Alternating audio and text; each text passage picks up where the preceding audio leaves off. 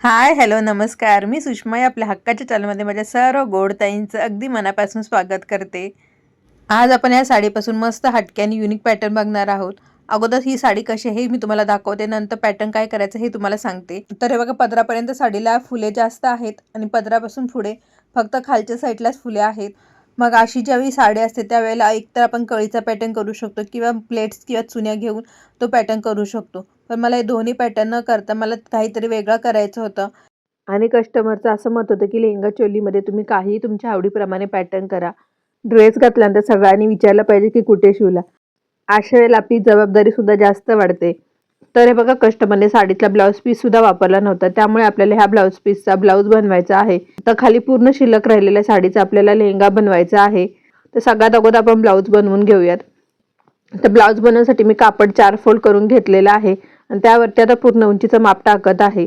त्यानंतर नेहमीप्रमाणे आपली छाती, शोल्डर, मुंढा अशा पद्धतीने मापे टाकून घेतलेले आहेत. तर हा ब्लाऊज लहान मुलीसाठी बनवत असलो तरी मुलगी थोडीशी हेल्दी असल्यामुळे नक्की आपण काय मेजरमेंट टाकलं हे सुद्धा तुम्हाला मी सांगणार आहे. तर सगळ्यात अगोदर आपल्याला 14 इंचाची पूर्ण उंची पाहिजे, तर आपण 15 इंच उंची टाकलेली आहे. त्यानंतर आपण आता कंबर घेराचं माप टाकायचं. तर कंबर आपली 29 इंच आहे, तर 29चा 1/4 7.25 येत आहे आणि त्यामध्ये आपण 2.5 इंच एक्स्ट्रा घ्यायचं आहे. अशा पद्धतीने आपण 9.25 वरती कंबर घेराची मार्किंग करायची आहे. आता आपण छातीचं माप टाकूया. तर छाती आपली 32 इंच आहे, तर 32चा 1/4 8 इंच आणि त्यामध्ये आपण 2 इंच एक्स्ट्रा मार्जिन घ्यायचं आहे. अशा पद्धतीने आपण 10 इंचावरती मार्किंग करायची आहे. त्यानंतर 5 इंचाचा शोल्डर आणि 5.5 इंचाचा मुंडा अशा पद्धतीने आपण मार्किंग करून मुंड्याचा शेप देऊन घ्यायचा आहे. त्यानंतर मुंडासुद्धा मोजून बघायचा आहे की आपल्याला मुंडा पाहिजे तेवढा आहे का. तर हा मुंडा 15 इंच आहे. तर मी मोजून बघितलं तर आपलं माप हे परफेक्ट आलेलं आहे. त्यानंतर गळा रुंदी मी ही 3 इंच टाकलेले आहे, कारण कस्टमरला गळा जास्त डीप नको होता.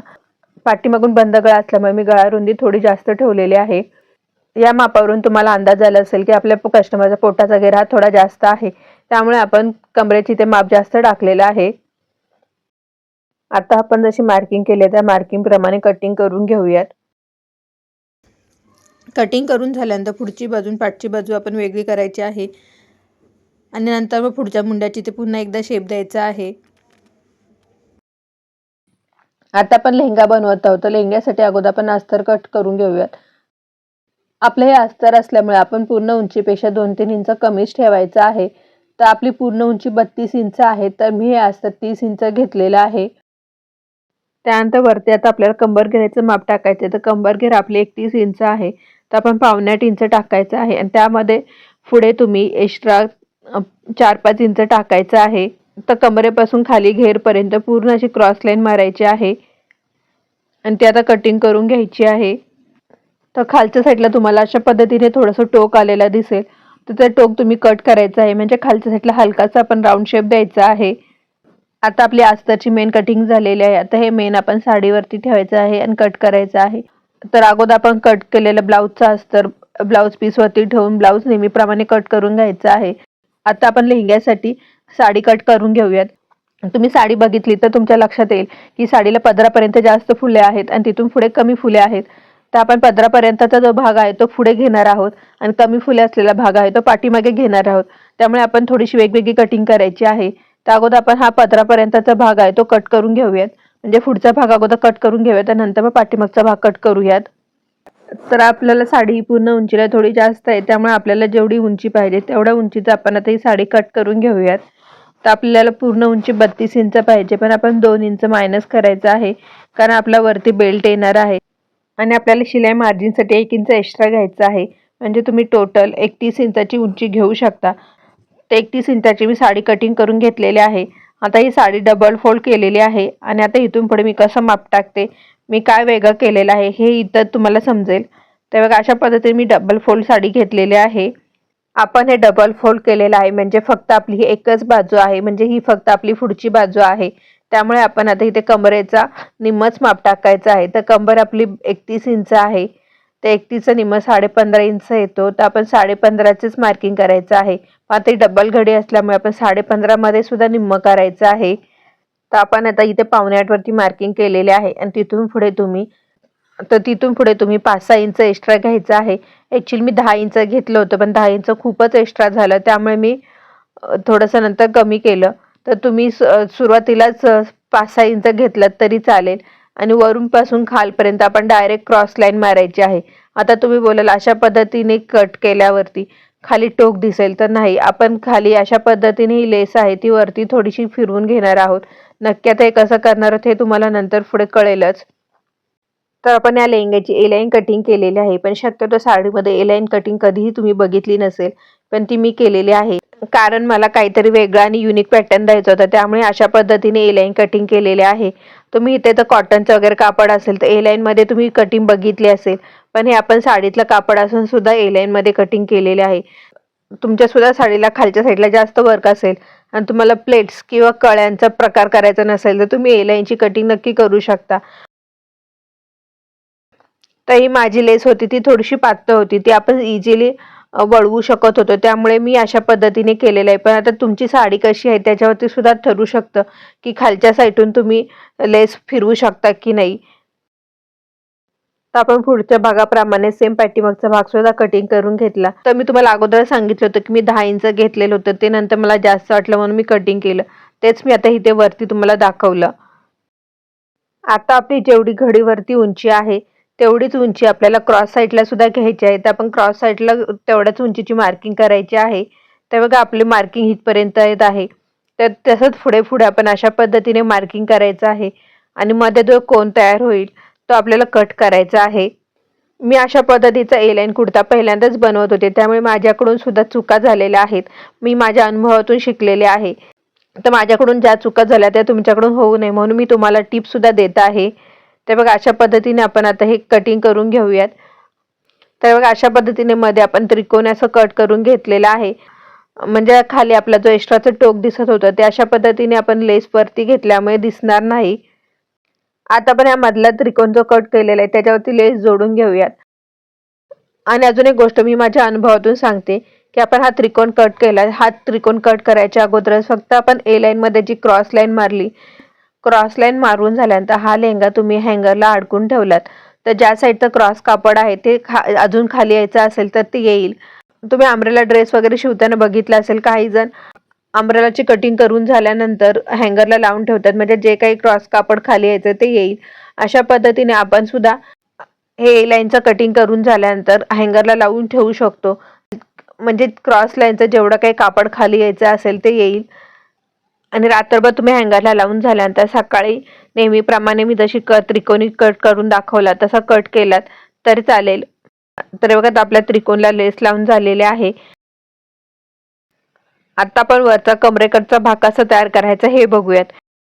कारण कमरेकडच्या भागामध्ये सुद्धा आपण 5 ते 6 इंच एक्स्ट्रा घेतलेलं होतं, म्हणजे टोटल आपण 10 ते 12 इंच एक्स्ट्रा घेतलेलं होतं. कारण ते आपण मागाशी कटिंग केलेलं होतं, ते घडीवरती कटिंग केलेलं होतं. मग आता ते 10 इंच आपल्याला कसं कमी करायचं. तर अशा पद्धतीने आपण आतल्या साईडून मोठी प्लेट घ्यायची आहे आणि खाली खाली कमी करत जायचं आहे. म्हणजे जसं आपण टक्स मारतो सेम त्याच पद्धतीने वरती जास्त अंतर घ्यायचं आहे आणि खाली कमी अंतर घ्यायचं आहे. अशा पद्धतीने आपण पुढच्या भागाला 2 प्लेट्स घेणार आहोत.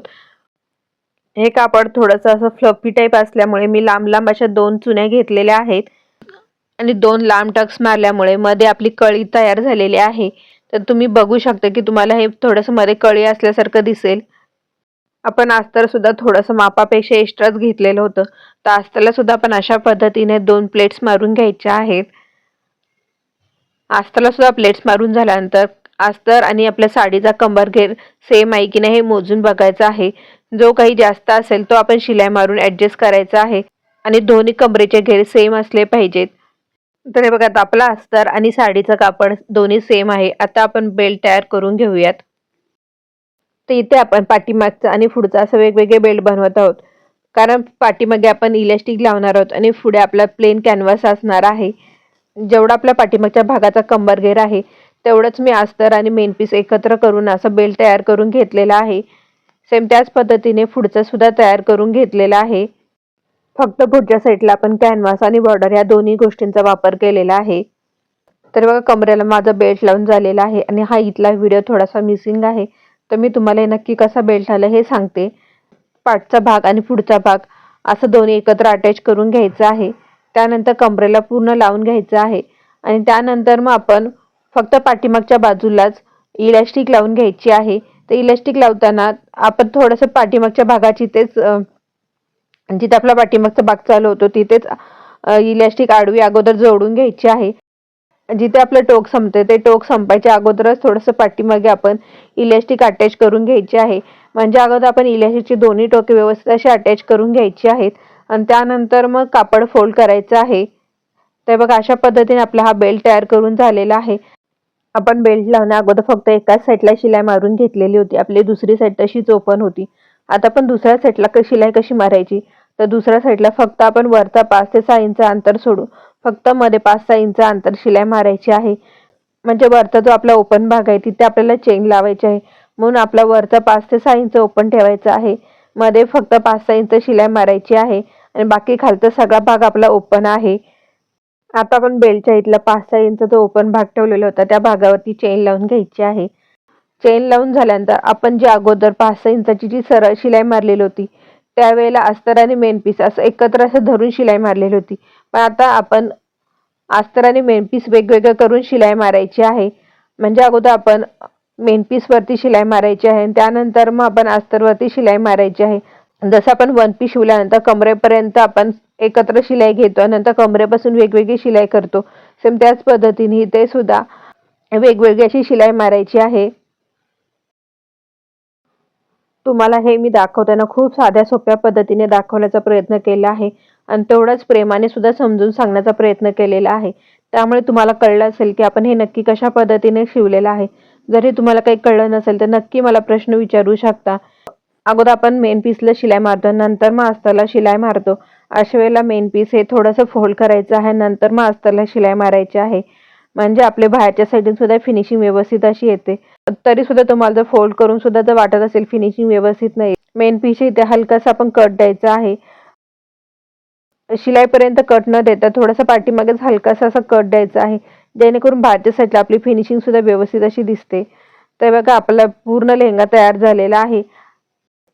तर तुम्हाला हा वेगळ्या पद्धतीचा लेहंगा कसा वाटला हे कमेंट करून मला नक्की सांगा. तर मी तुम्हाला अगदी थोडक्यामध्ये वरचा टॉप आपण कसा शिवला हे सांगते. तर वरच्या टॉपला आपण कमरेच्या साईडला पुढे आणि मागे अशा पद्धतीने टक्स मारून घेतलेले आहेत, जेणेकरून आपली फिटिंग चांगली येते. त्यानंतर आपण पुढच्या भागाला लेस लावणार आहोत, पण लेस सरळ न लावता अशा पद्धतीने थोडीशी क्रॉस लावायची आहे. तर त्या क्रॉस लावण्यासाठी बरोबर मी कापडाची घडी करून घेतलेली आहे आणि घडीपासून 1-1.5 इंच वरती घेऊन अशा पद्धतीने क्रॉस कट केलेला आहे. क्रॉस कट केल्यानंतर आपण हातशिलाची पट्टी लावून पट्टी फोल्ड करायची आहे आणि त्यानंतर त्यावरती आपण लेस लावायची आहे. आपल्याकडे लेस कमी असल्यामुळे इथे मी अर्धी लेस लावणार आहे आणि थोडासा लेसचा तुकडा वरती गळ्याच्या साईडला लावणार आहे. त्यामुळे मी लेस थोडीशी कट केली आणि लेसला एका साईडला जी डिझाईन होती ती डिझाईनचे भाग मी वरती गळ्याच्या साईडला लावणार आहे. तर बघा अशा पद्धतीने आपण खालच्या साईडला बॉर्डर अटॅच करून घेतलेले आहे. आता आपण फक्त वरच्या साईडला लेस लावणार आहोत. तर या लेसचे धागे निघत नाहीत, त्यामुळे मी अशीच आहे तशी लेस लावत आहे. शिलाई मारून घ्यायची आहे, म्हणजे आपल्या गोल भागामध्ये व्यवस्थित अशी लावली जाईल. तर शिलाई मारताना अगोदर आपण दाबच्या इथे बोट ठेवायचं आहे आणि शिलाई मारून घ्यायची आहे, म्हणजे आपल्या लेसवरती चुन्या तयार होतील. अशा पद्धतीने आपण शिलाई मारून घ्यायची आहे. आता आपल्या लेसवरती शिलाई मारून झालेली आहे. आपण अगदी हलक्या हाताने लेस ही गळ्याभोवती लावायची आहे. तुमच्या जर लेसचे धागे निघत असतील तर तुम्ही अगरबत्तीच्या मदतीने ते धागे थोडेसे जाळून घ्यायचे आहेत, म्हणजे धागे निघणार नाहीत. तर बघा अशा पद्धतीने आपल्या पुढच्या भागाला लेस लावून झालेले आहे आणि आणि पाठीमागच्या भागाला आपण हुकलूक करून घेतलेले आहेत. आता आपण शोल्डर जोडायचे आहेत आणि हा शिवलेस असल्यामुळे ह्याला भाई न लावता आपण हातशिलाईची पट्टी करून आतल्या साईडला फोल्ड करायचा आहे. तर आपला ड्रेस तयार झालेला आहे. तर तुम्ही बघू शकता की किती मस्त आपला ड्रेस तयार झालेला आहे. आणि पुढच्या साईडला आपण एवढे मोठे टक्स घेतले ते अजिबात दिसत सुद्धा नाहीत की आपण मोठे टक्स घेतलेले आहेत. अगदी प्रॉपर आपला असा ड्रेस तयार झालेला आहे. इथे जर तुम्ही चुन्या घेतल्या असत्या तर पोटाचा घेर जास्त दिसला असता. आपण चुन्या न घेता अशा पद्धतीने ए लाईन मध्ये कटिंग केल्यामुळे आपला ड्रेस मस्त दिसत आहे. शिल्लक राहिलेल्या कापडापासून मी ओढणी बनवलेली आहे आणि हा ड्रेस कस्टमरला त्यांच्या नातेवाईकाच्या लग्नामध्ये घालायचा होता. तर कस्टमरने त्याचा फोटो सुद्धा पाठवलेला आहे की हा ड्रेस कसा बसलेला आहे आणि त्यांना पाहिजे होता तसा तो छान झालेला सुद्धा आहे. त्यांना तर हा ड्रेस आवडला. तुम्हाला आवडला की नाही कमेंट करून मला नक्की सांगा. आणि व्हिडिओ पूर्ण बघितल्याबद्दल धन्यवाद. पुन्हा भेटूया अशा छानशा व्हिडिओमध्ये. तोपर्यंत बाय आणि टेक केअर.